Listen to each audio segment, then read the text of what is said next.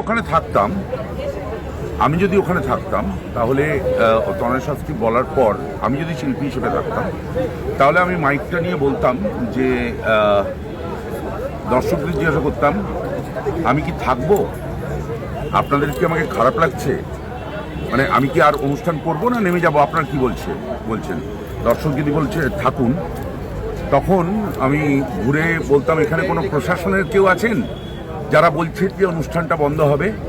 তাহলে আমি মঞ্চে দাঁড়িয়েই থাকবো, আমি নামবো না, অনুষ্ঠানটা পুরোটা প্যাক আপ হবে, তারপর আমি বেরোবো। এখানে আমি মঞ্চ থেকে নামবো না, কারণ আপনি টাকা দিতে পারেন, আপনি মঞ্চে শিল্পী হিসেবে বা কোনো অবস্থায় আপনি মঞ্চে উইদাউট পারমিশন উঠতেই পারেন না। মঞ্চটা আমাকে দিয়েছেন, এই মঞ্চটা এখন আমার। এই মঞ্চে আপনি উঠেছেন কেন? ইউ জাস্ট গেট আউট, আপনি নামুন। এই মঞ্চে উইদাউট মাই পারমিশন আপনি উঠতে পারেন না। আর আপনি বলছেন আপনি যেহেতু টাকা দিয়েছেন, আপনার টাকায় অনুষ্ঠানটা হচ্ছে, তাহলে সেই অনুষ্ঠানে আপনি আমাকে নেমে যেতে বলছেন। Who are the hell are you?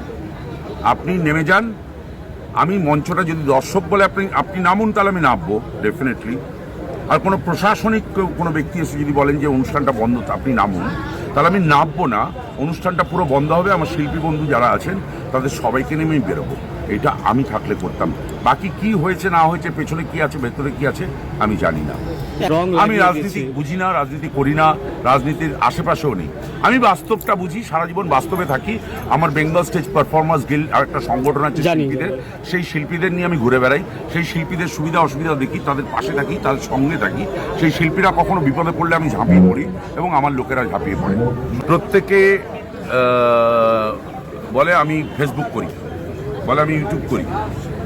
ইউটিউবের রমরমা এখন, ফেসবুকের রমরমা।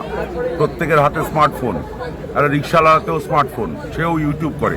তাহলে একটা রিক্সাওয়ালা, সেদিনকে আমি চিকেন কিনতে গেছি, সিরিয়াসলি বলছে আমার পাড়ায়, ওই দাদা 3টে সিরিয়ালে কাজ করলাম আর আমার ইউটিউবটা তো চলছে, তো কিছু করার নেই। এবার ইউটিউবের শিল্পী হিসেবে সেলিব্রিটি সারা পশ্চিমবাংলায় ঘরে ঘরে, সারা পশ্চিমবাংলা কেন বলবো, সারা ভারতবর্ষে ঘরে ঘরে এবং সারা পৃথিবীতে। সুতরাং সেই হিসেবে সেলিব্রিটি কাকে বলে আমাদের জানা নেই। সিনেমা আর্টিস্ট সেলিব্রিটি হয়, প্লেয়ার সেলিব্রিটি হয়, তারপরে এরকম অনেক জায়গা আছে যারা সেলিব্রিটি হয়। কিন্তু এখন একটা ইউটিউব করলেও সেও বিরাট সেলিব্রিটি, একটা ফেসবুকে বিরাট তার ফলোয়ার্স। তো সুতরাং এটা সেলিব্রিটির সংজ্ঞাটা পাল্টে গেছে। আমরা যখন কাজ করতাম তখন এই মোবাইল ফোন ছিল না, আমরা আড্ডা মারতাম। এখন শুটিং করতে যাই, ছবি শুটিং করলাম, দেখলাম যে কেউ আড্ডা মারছে না, সবাই ফোনে আছে, সবাই ফোনে। রাস্তা দিয়ে হাঁটি, দেখি ছেলেমেয়েরা হাঁটছে, ফোনে কথা বলতে বলতে এরকম চলতে করতে যাচ্ছে। তো সুতরাং আমি অনেককে বলি, ভাই রাস্তা একটু দেখে চলো, এটা একটু ফোনটা রাখো না, বাড়ি গিয়ে দেখবে না, ওই ফোনটা দেখতে দেখতে চলে, বিশেষ করে মেয়েরা। তো এখন সেলিব্রিটির সংজ্ঞা বলে আমি জানি না এখনকার সেলিব্রিটি কাকে বলে।